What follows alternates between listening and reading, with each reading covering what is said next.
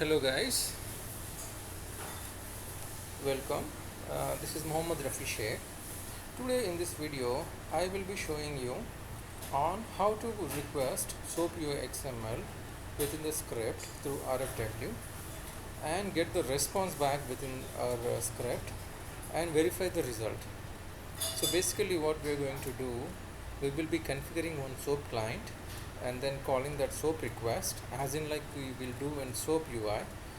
If you have prior experience working with SOAP UI manually, what we will be doing, we will be creating a WSDL. We'll be importing the WSDL and trying to hit the request manually, and the response will be shown to us in the response panel, and we will verify the response by tag name.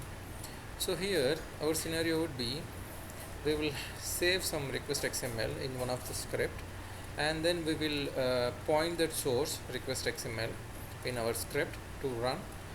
We will initiate the SOAP client, we will run that request XML, and the response will be captured, and the tag name will be called from the response. What kind of tag name we are trying to verify, and that will be traced in the console, or we will verify with the further validations. So we will see how it works here. So this is a sample test case that I have in my PyCharm editor, and this is a sample request that I have taken. So let's say for this to be accomplished, we have to first configure the SOAP library. Once you configure SOAP library from pip, that through command line interface, just go and create some test case, and you have to have a sample WSDL to run this scenario. So I have considered this scenario here. You are having one element as add and add response. Here what it is doing, it takes two elements, int a and int b, of any integers, and it will provide you the response. The tag name is add result here. So basically if you provide two integers in your request, the response will be stored in add result. So let's take this WSDL, and I have configured this WSDL here, and I am trying to initiate a SOAP client by calling this method, and then the response is stored in the response field after calling the request XML. So this is the sample request I have taken. Here what I am trying to do, I am passing two integers, one is 2 integer a, one is 4 integer b. So the response should be 6 that we should get after calling this request within our script. So this sample request is saved in my current directory here. If you can see here, sample request, and this is my test case, and this is my request XML, and I'm calling this SOAP method by XML, and the response will be stored here. Now response is already captured here. Let's say what is the tag name that you want to retrieve or validate.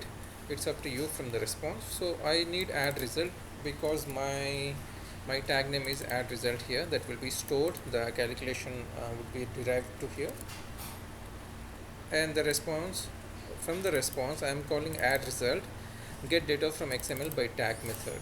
Here text is the variable that will be storing this add result. So I am logging that to a text, to the trace and to the console. Okay, let's run this and verify.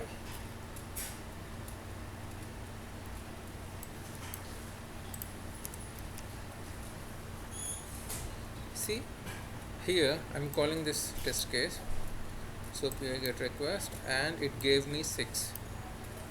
So that means our SOAP UI request hitting is successful, and we have verified our result as well. If you want to verify further, go to your report and check it through a browser.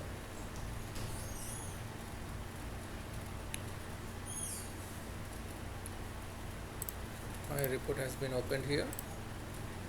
SOAP UI request. So what is happening here? Test SOAP UI get request.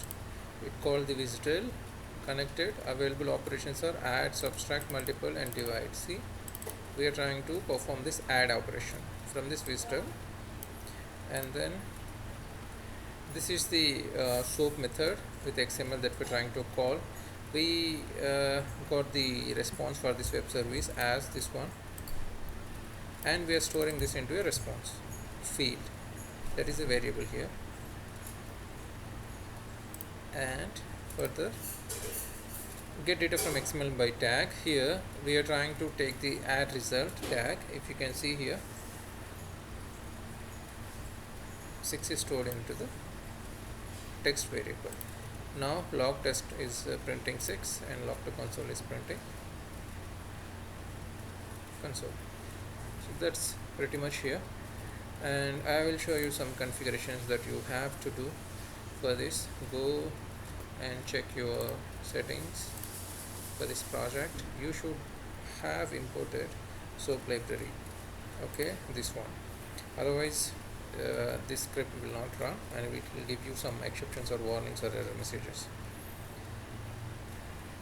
Okay, if you have any questions, please feel free to post me through my LinkedIn blog or any kind of channels that are listed into the comment section. Thank you guys.